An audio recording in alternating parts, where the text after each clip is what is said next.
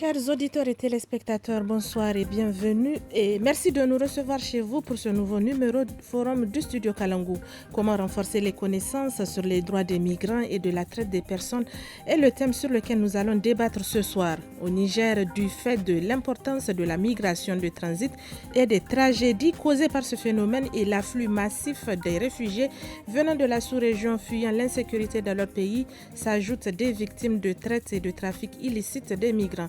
Le Niger a souscrit aux engagements internationaux relatifs à la lutte contre la traite des personnes à travers la ratification le 30 septembre 2004. Alors, comment définir la migration et la traite des personnes au Niger? Quel est le contexte national au Niger? Quels sont les facteurs de risque pour les migrants de tomber dans un réseau de traite? Quels sont les droits humains internationaux et les droits des migrants? À ces questions et à bien d'autres, nos invités vont tenter de répondre. Il s'agit de M. Arimi Abakiari de Alternative Espace Citoyen, de M.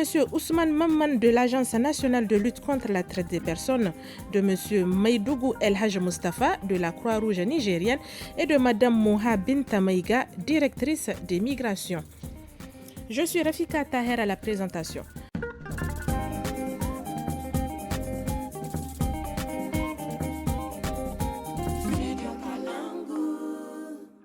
Selon le rapport de l'Organisation internationale pour les migrations intitulé État de la migration dans le monde paru en début décembre 2021, le nombre de migrants internationaux est passé de 84 millions dans le monde en 1970 à 281 millions en 2020.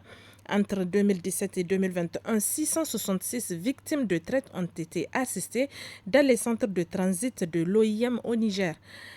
On va commencer par vous, Monsieur Ousmane Mamman.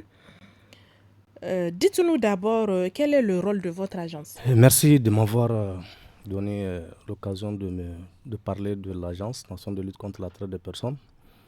L'Agence nationale de lutte contre la traite des personnes, c'est une structure du ministère de la Justice, donc qui est chargée en tout cas de faire la formation, la sensibilisation sur les questions de traite des personnes et de trafic illicite des migrants.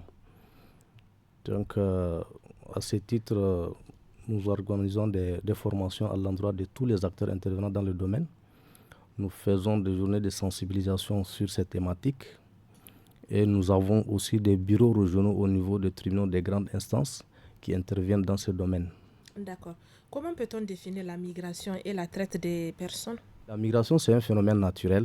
Il n'a rien en tout cas d'infraction, c'est quelque chose de normal. Donc c'est juste l'instinct de l'être humain de changer de coin, donc de changer de lieu, d'aller vers d'autres horizons.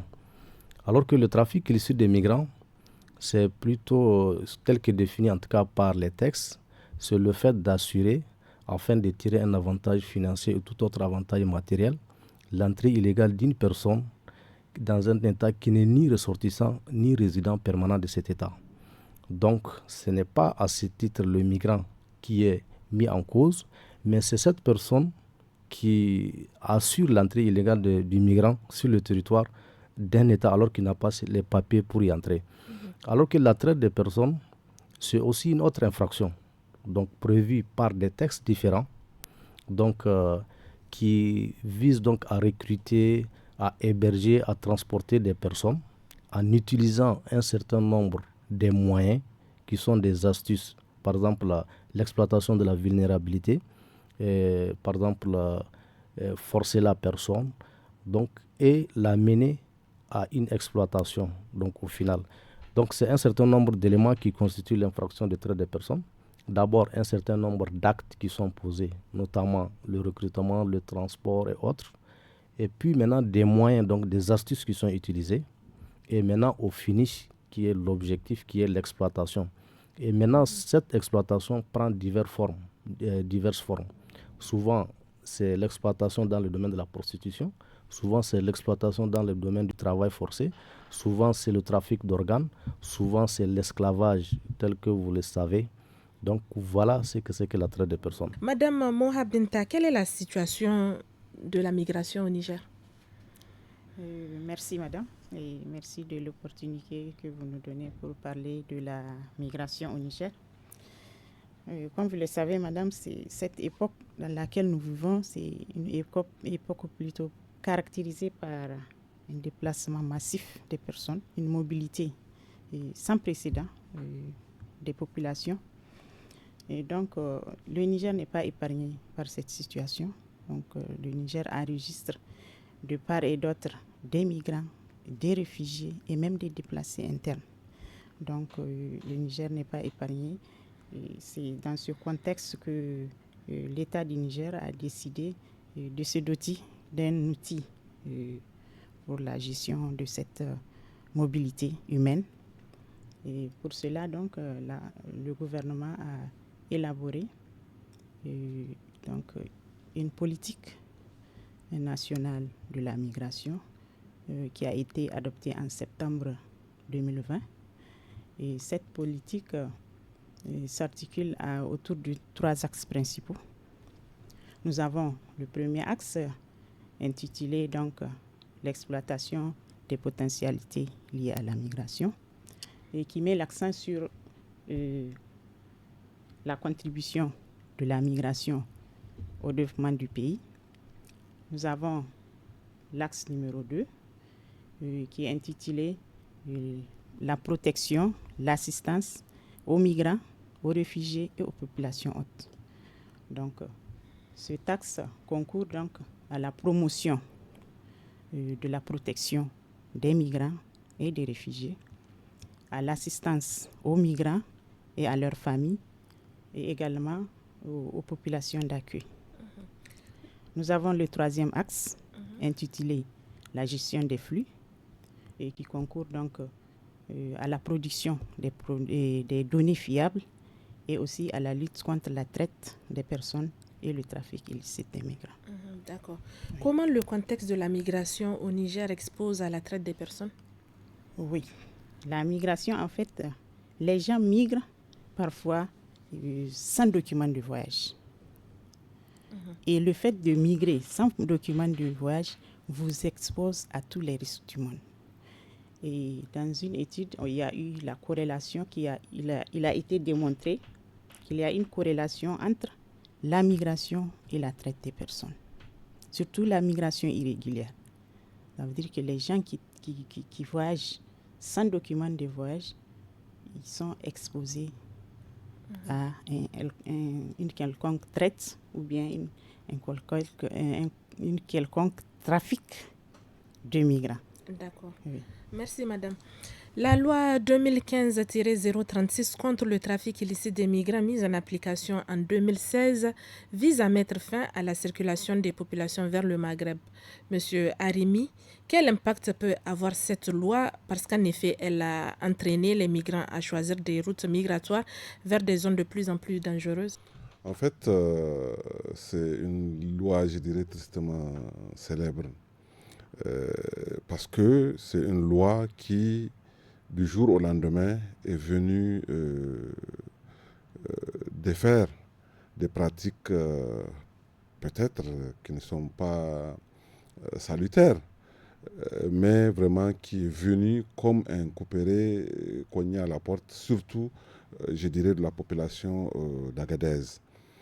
En ce sens que cette loi interdit toute contribution au trafic ou même au transport des migrants.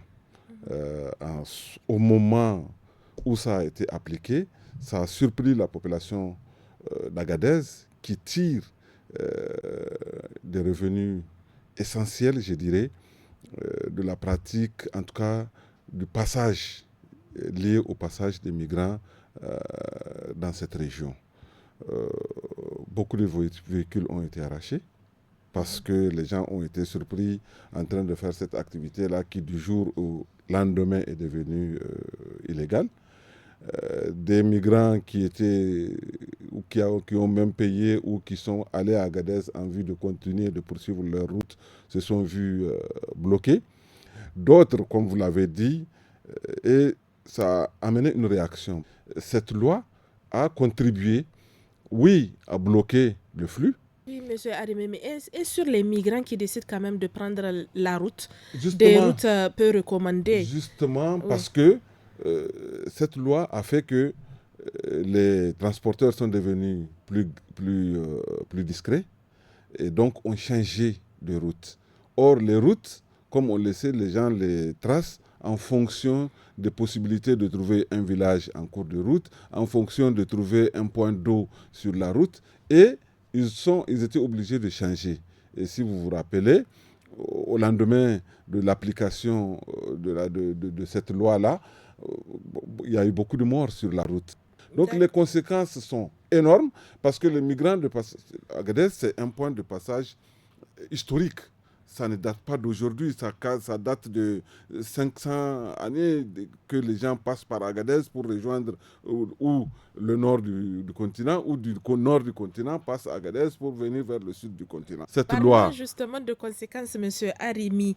Est-ce que cette loi ne pourrait-elle pas avoir comme conséquence l'augmentation des risques pour les migrants d'être victimes de violations des droits de l'homme? Bien sûr, oui. Parce que déjà avant cette loi, un migrant pour aller d'Agadez à la frontière libyenne ou un peu à l'intérieur de la Libye payait un certain montant qui tourne autour de 100 000 francs CFA, 150 000 francs CFA. N'est-ce pas?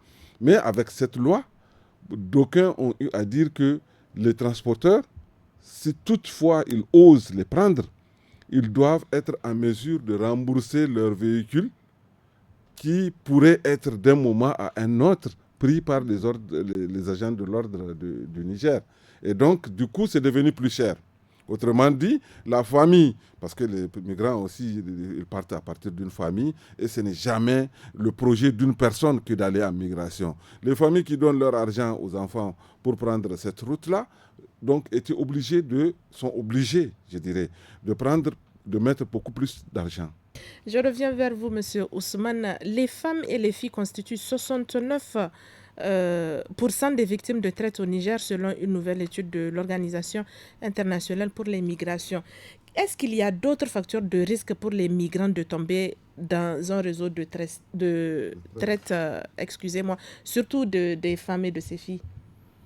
Ok, je crois que déjà Mme Mouha et Abarimi ont déjà évoqué cette question. Oui, en fait, ce qu'il faut comprendre, c'est que avec la loi 2015, en fait, il y a eu une restriction donc, du flux. Mais c'est que le flux n'a pas diminué. Il y a eu des voies de contournement. Et la migration est devenue plus chère. Et là, maintenant, les migrants qui n'ont pas les moyens de continuer, donc sont obligés de rester à Agadez. Et au fil du temps, ils deviennent vulnérables parce qu'ils n'ont pas les moyens de continuer et ils n'ont pas aussi les moyens de leur survie à Agadez. Donc ils deviennent vulnérables et deviennent des proies faciles aussi à des réseaux de traite. Donc des femmes tombent dans des réseaux de prostitution et les hommes aussi sont souvent tentés d'aller clandestinement sur des sites aurifères pour travailler, en tout cas avec des gens qui sont là juste pour les exploiter, parce qu'ils ont utilisé des astuces pour leur faire sortir d'Agadez. Donc en leur miroitant qu'une fois sur les sites aurifères, c'est plus facile pour eux de continuer leur périple. Donc tout ça rend les migrants vulnérables. Et aussi, le fait de contourner, de prendre des voies de contournement, les laisse aussi entre les mains des réseaux de trafiquants qui souvent s'échangent même des migrants. Donc c'est la loi du plus fort dans le désert. Souvent on peut être intercepté, braqué et se faire encore subtiliser les migrants que vous transportez. Donc c'est devenu un réseau où vraiment les migrants est devenu comme en tout cas un objet, comme une pièce d'or donc qui peut être passée des mains d'un trafiquant à un autre. Donc pour ceux qui veulent en tout cas, ceux qui sont candidats au retour volontaire, eux quand même ils sont appelés à contacter le service de l'OIM qui souvent les prend en charge, qui les accueille dans leur service dans leur centre de transit et qui assure en tout cas les différentes formalités avant de les ramener chez eux. Mais ceux qui ne veulent pas aller, il n'y a aucune autre alternative que de les laisser là.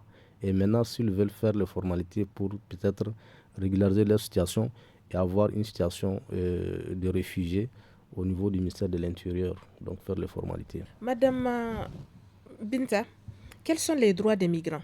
Les migrants ont tous les droits que les nationaux possèdent.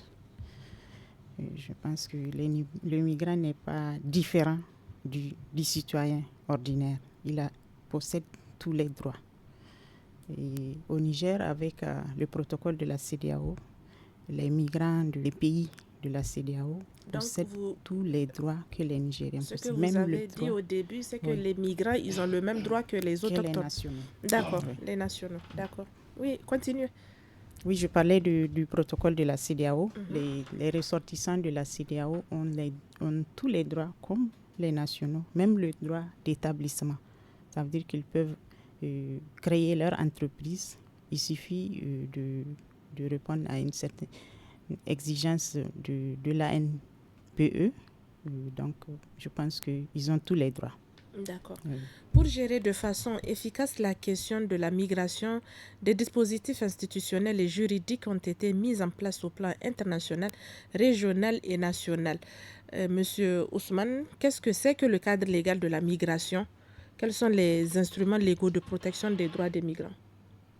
D'abord, le Niger, comme beaucoup de pays, a souscrit à la Convention des Nations Unies contre la criminalité transnationale organisée, qui est la convention mère, ce qu'on appelle la convention de Palerme. Et ces protocoles, notamment le protocole sur la traite des personnes, en particulier des femmes et des enfants, et le protocole additionnel sur le trafic illicite des migrants par air, terre et mer, et beaucoup d'autres conventions, en tout cas sur les questions de migration de façon générale. Donc le pacte mondial sur les migrations ordonnées et autres. Et là, le Niger a internalisé ces différents textes et il a mis en place un cadre juridique et institutionnel. Du point de vue cadre juridique, en matière de traite des personnes, il a été adopté l'ordonnance 2010-86 du 16 décembre relative à la lutte contre la traite des personnes. Et ce texte a créé 3 institutions.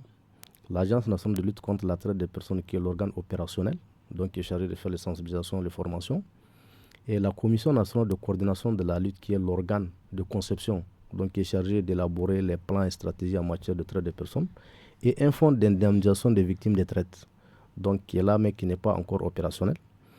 Maintenant, de l'autre côté, en matière de trafic illicite des migrants, le Niger a internalisé en 2015, en prenant la fameuse loi 2015 sur le trafic illicite des migrants. Et là également, ce sont les mêmes institutions qui sont chargées de connaître des questions de trafic illicite des migrants au même titre que les questions de traite des personnes. Maintenant, du point de vue institutionnel, il y a eu encore dans d'autres services, par exemple au niveau de la police, il y a eu une division des investigations spéciales, au niveau de la DST qui a été créée, qui est chargée de connaître spécialement les questions de traite des personnes, trafic illicite des migrants et la fraude documentaire. Il y a eu également au niveau de la gendarmerie et de la police encore, en tout cas des divisions chargées des infractions contre les mineurs, surtout en matière de traite des personnes, traite des personnes surtout, et d'autres infractions concernant les mineurs. Et au niveau aussi des juridictions, il y a eu le pôle, en tout cas spécialisé en matière de terrorisme et la criminalité transnationale organisée, qui s'occupe aussi des questions de traite des personnes et de trafic illicite des migrants. Donc voilà un peu les différents dispositifs qui ont été mis en place et qui est chargé d'animer en tout cas les questions de traite des personnes, trafic illicite des migrants. Maintenant, il y a eu la politique de la migration aussi, qui a été adoptée en 2020 par le Niger, qui est aussi un document très important, en tout cas qui est en train d'être mis en œuvre. Quelles sont les sanctions liées à la traite des personnes? La traite des personnes, comme toutes les infractions, en tout cas liées à la criminalité transnationale organisée, est réprimée au Niger, de 5 ans à 10 ans de prison, et en fonction aussi des circonstances aggravantes, des conditions dans lesquelles l'infraction a été commise, les peines peuvent aller au-delà, jusqu'à 30 ans. D'accord. On revient vers vous, Madame Binta. Quels sont les droits fondamentaux des migrants? Oui, il a le droit d'être assisté en cas de danger. Et il a le droit d'être protégé. Et également le droit de circuler librement, mais avec des documents de voyage. Donc, même s'il a les droits, le migrant a également des devoirs. Oui. Je pense que c'est... Et vous, à la Croix-Rouge nigérienne, quels sont parmi ces droits fondamentaux lesquels vous prenez en charge? La protection surtout, la protection puisque un peu, surtout tout ce que nous offrons comme service vise quand même à protéger et surtout tel qu'on dit, à comment on appelle là, à faire en sorte à ce que, en tout cas, les personnes concernées, qui qu'ils soient, en tout cas, à part même, avant même de parler un peu de comment on appelle là, des victimes de traite ou bien des migrants, toute personne, en tout cas, dans une situation un peu de vulnérabilité, normalement, doit être assistée. C'est un devoir. Et c'est un droit d'immense. Et nous, normalement, en tant que Croix-Rouge, c'est un devoir pour nous de les assister. Et l'assistance que nous pouvons apporter, et ça dépend toutefois, en tout cas, de comment on appelle là, de la vulnérabilité.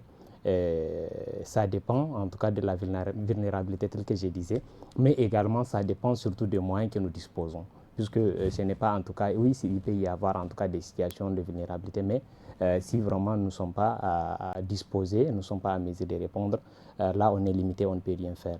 Mais pour les cas un peu de, comment on appelle là, pour le cas de migrants, surtout, c'est surtout concerné par, comment on appelle là, par la situation des traites, je dirais. Un peu en tout cas, nous disposons des services tels que par exemple la santé, puisque surtout ce qu'il faudra c'est dire quand il y a surtout, quel que soit en tout cas le cas des traites, ce n'est pas sans conséquence et sur plusieurs plans, sur plusieurs aspects, il y a tout le temps en tout cas des, comme on appelle des conséquences. Donc nous disposons un peu des services de santé, nous disposons en tout cas, comme on appelle, nous offrons le, comment on appelle, la kit de dignité. Et là, c'est un peu pour, comment on appelle, pour parler un peu dans le cadre de la santé. Il peut y avoir des blessures. Par exemple, généralement, traite par exemple, il peut y avoir par exemple des exploitations, comme on appelle, travaux forcés, ou bien exploitation domestique, exploitation sexuelle. Donc imagine, nous sommes censés quand même, comme on appelle, recevoir ces genres de cas et nous les recevons presque à tout moment. Et nous leur offrons en tout cas les services que nous disposons. Pour ce qui est de santé, surtout si c'est des cas un peu de comment on appelle, de l'exploitation sexuelle, immédiatement la première des choses à faire, c'est de voir, puisque quand on dit exploitation sexuelle, ça sous-entend également peut-être comment on appelle les cas de viol et autres là. Donc la première des choses, c'est sans consentement pour la plupart. Donc la première des choses, au moins, c'est de faire en sorte à ce que les IST, donc les maladies ou bien les infections sexuellement transmissibles ou bien les maladies sexuellement transmissibles soient prévenues.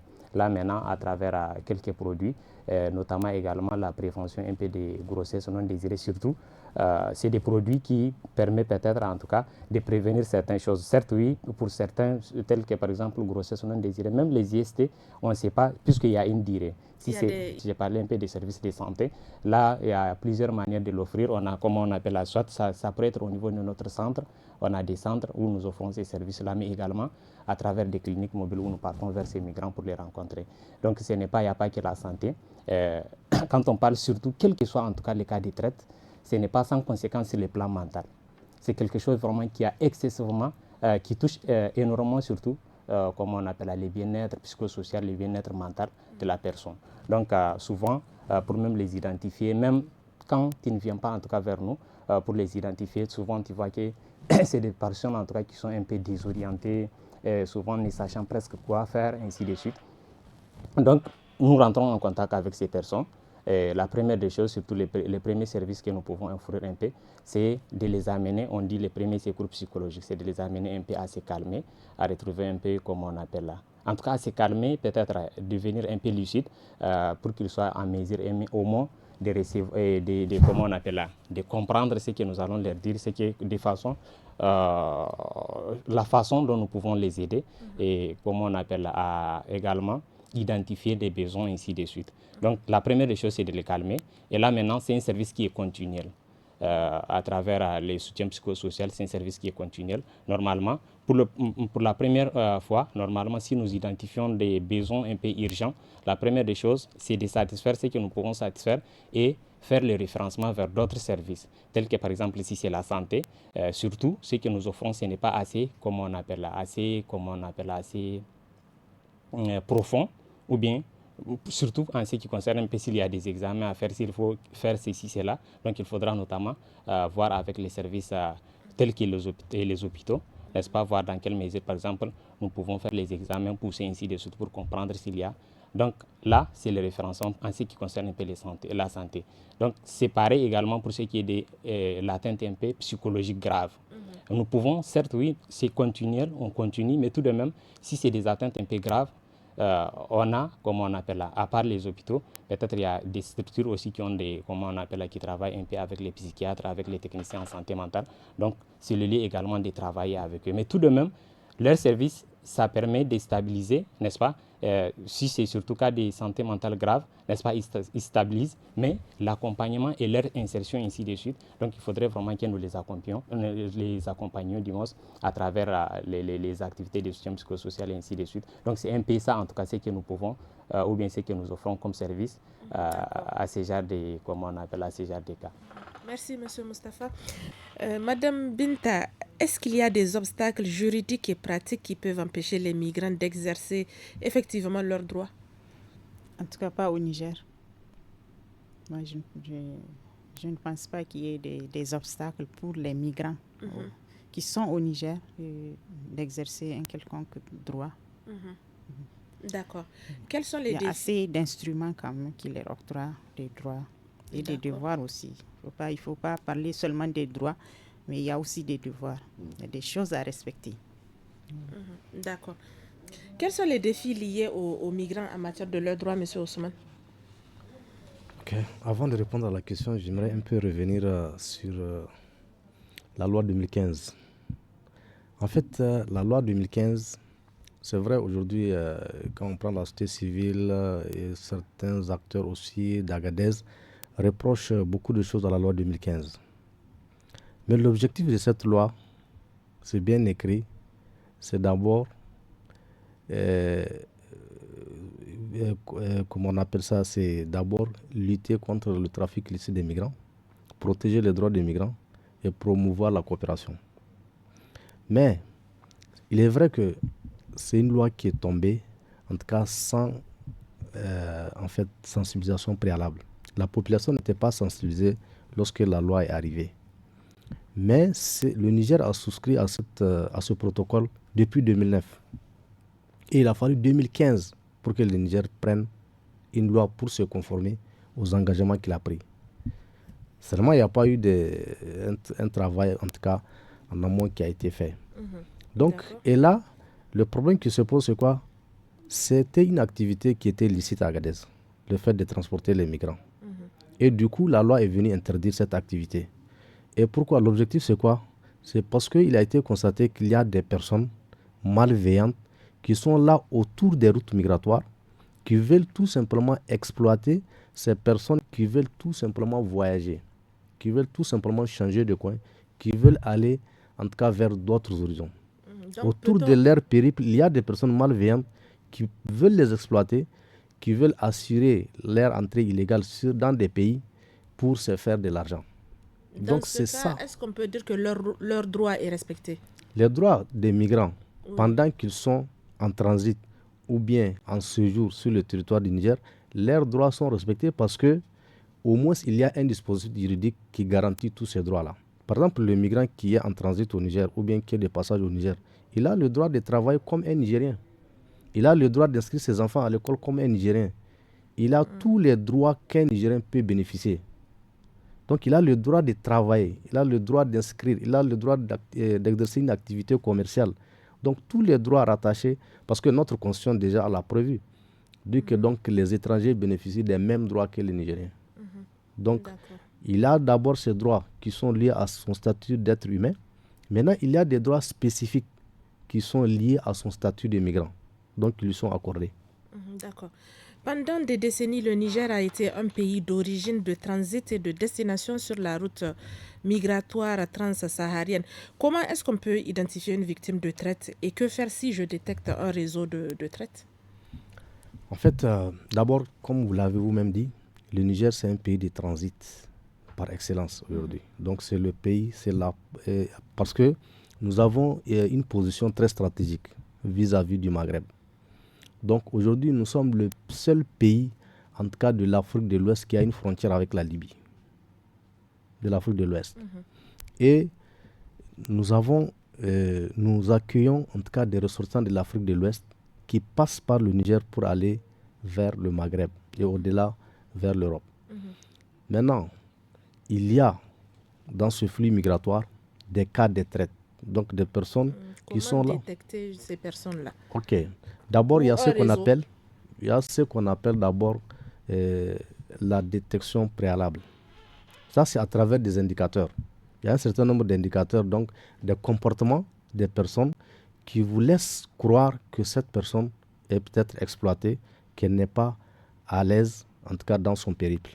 Donc, à travers des comportements, par exemple, si vous voyez si vous voyez des enfants qui ont des numéros de téléphone, qui voyagent seuls sans un adulte, par exemple, ça peut vous amener à vous demander, mais pourquoi ces enfants voyagent seuls avec des numéros de téléphone?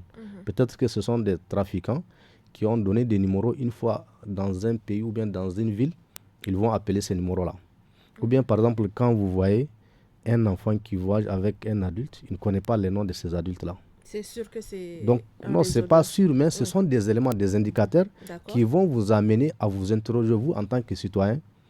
Donc, déjà, sensibiliser sur les questions de traite, ça peut vous alerter. Donc, ça peut vous amener à vous demander, est-ce que cet enfant-là n'est pas un enfant qui est victime de traite? Donc, ce sont juste des indicateurs qui vous permettent d'abord de détecter une victime de traite. Et maintenant, vous dénoncez auprès de qui de droit. Oui, mais comment maintenant, moi qui suis témoin de ces genres de situations, comment est-ce que je peux dénoncer? Vous vers partez qui je peux vers, me par référer, exemple, la société civile peut recevoir une victime de traite. Vous pouvez, par exemple, des victimes de traite peuvent directement venir au niveau de la société civile pour dénoncer. Tout comme les victimes de traite ou bien des personnes qui ont connaissance des activités de traite peuvent aller au niveau de l'agence pour dénoncer. Ils peuvent aller au niveau des OPJ pour dénoncer. Maintenant, à partir de cette dénonciation-là, on passe de l'étape donc de la détection préalable à ce qu'on appelle la détection, l'identification formelle. Là, donc, c'est devant les OPJ qui vont faire un PV, qui vont relater des faits, qui vont déférer au parquet, et le parquet va donner le statut de victime de traite. Voilà. Donc, en ce moment, elle devient une victime de traite. D'accord. Madame Binta, est-ce qu'il y a des mécanismes mis en place pour prévenir et protéger les droits des victimes du délit de traite? Oui, notre cadre de référence, c'est la politique nationale des migrations. Nous avons prévu plusieurs actions dans le cadre de la lutte contre la traite des personnes et le trafic illicite des migrants. Donc, nous avons prévu des actions de formation de la police pour qu'ils puissent détecter les cas de traite. Et dans l'axe numéro 2 également, nous avons des actions qui visent à protéger ces victimes et aussi à les assister en cas de traite. D'accord. Oui. Et quelles sont les mesures prises au Niger pour lutter contre l'exploitation des travailleurs migrants en situation irrégulière et l'esclavage domestique, par exemple, notamment des femmes migrantes? Oui, je vous rappelle que le Niger a ratifié donc la convention sur les travailleurs migrants et leurs familles. Donc, je pense qu'avec l'application de cette convention, je pense que les travailleurs migrants seront à l'abri de toute exploitation. D'accord. Oui. Les obligations de l'État envers eux pour une protection efficace? L'obligation de l'État, c'est l'application de ces conventions. D'accord. Oui. Vous référez toujours à l'application de la convention. D'accord. Monsieur Arimi, quelles sont maintenant, on arrive aux recommandations, par rapport à la situation des migrants au Niger et la question du respect de leurs droits? Vous voulez ajouter quelque chose? D'accord. Très brièvement, parce que là, on me signale que nous sommes déjà... Oui. Ok, merci. Désolé, grand.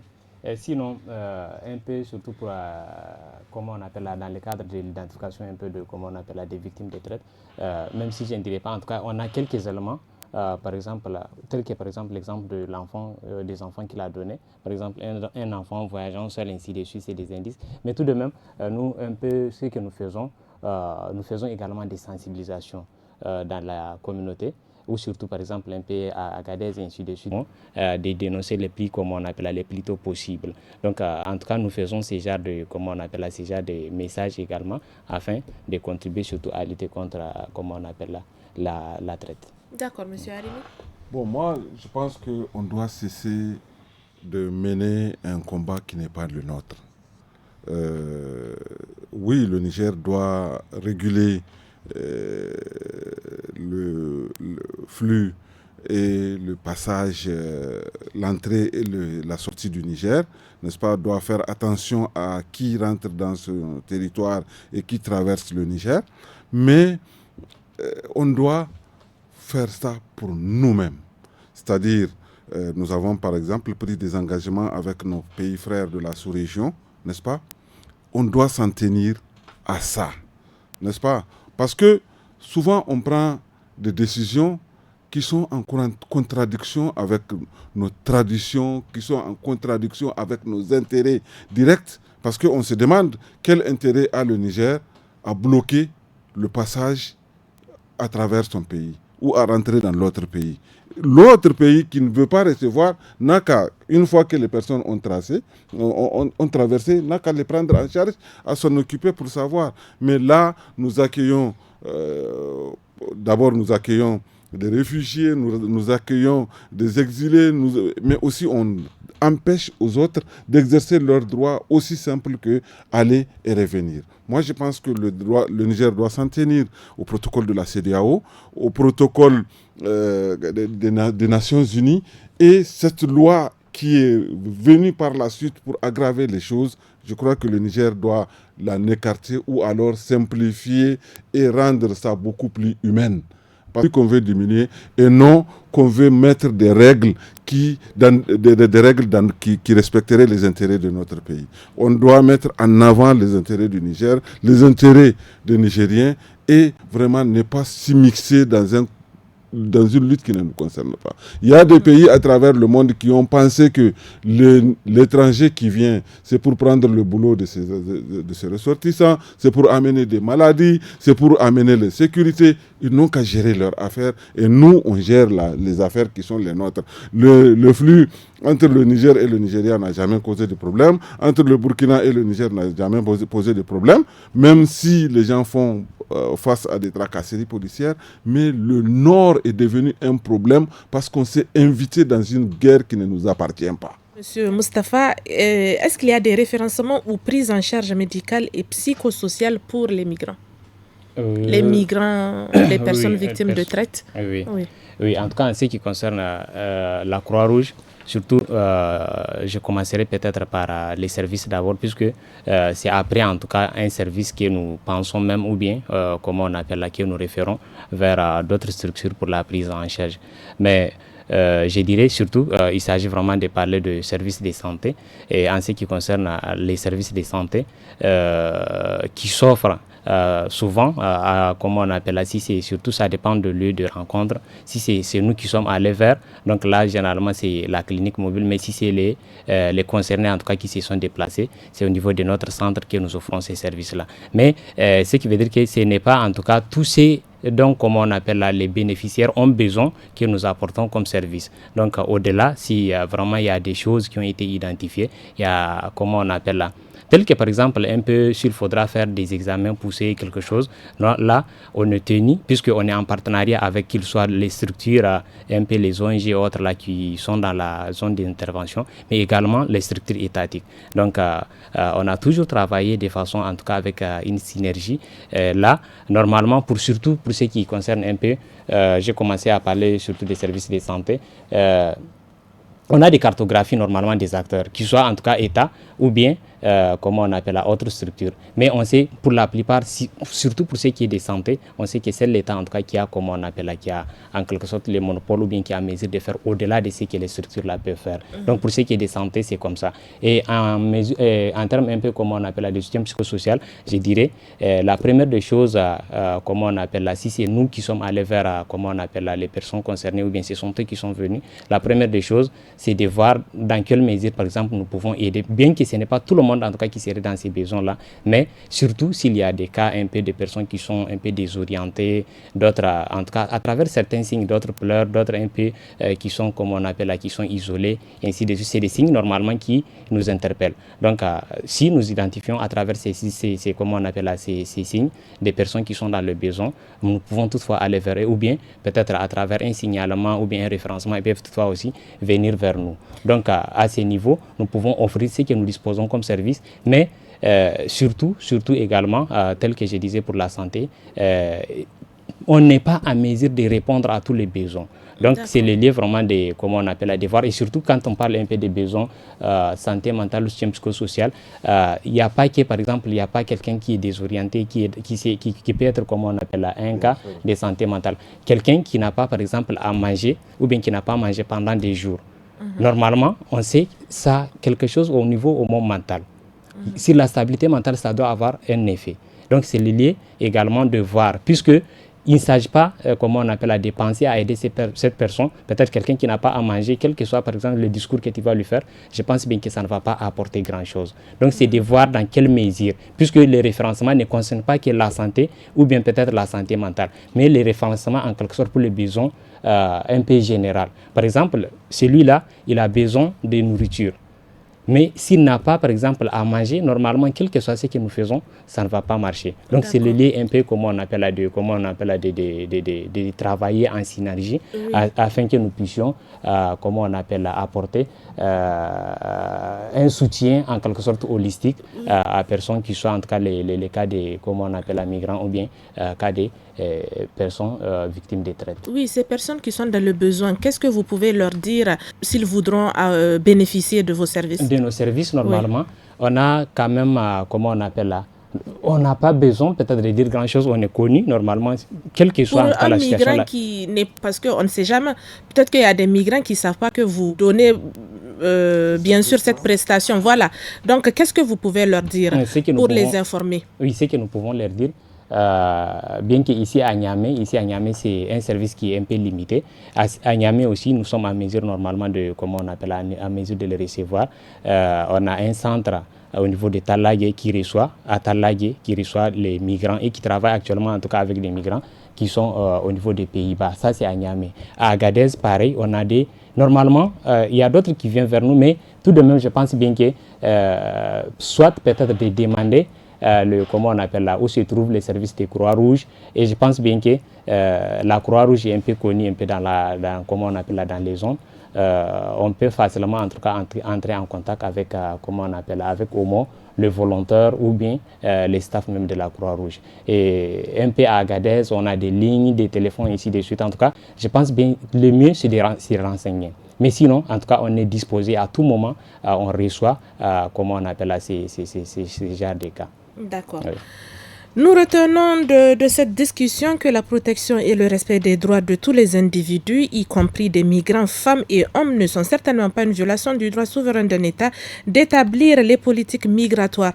L'adoption d'une approche fondée sur les droits est bénéfique non seulement pour les personnes concernées, mais promeut le respect de l'État de droit pour les institutions existantes et est donc bénéfique pour les États et les individus. Fidèles auditeurs et téléspectateurs, nous sommes au terme de ce forum du Studio Kalangu qui a porté sur comment renforcer les connaissances sur les droits des migrants et de la traite des personnes. Nous disons merci à nos invités. Merci aussi à vous, chers auditeurs et téléspectateurs, de nous avoir suivis. Je suis Rafika Taher à la modération de ce forum, à la technique Amina Hassan, à la régie vidéo Issa Lawali, et passez une excellente soirée.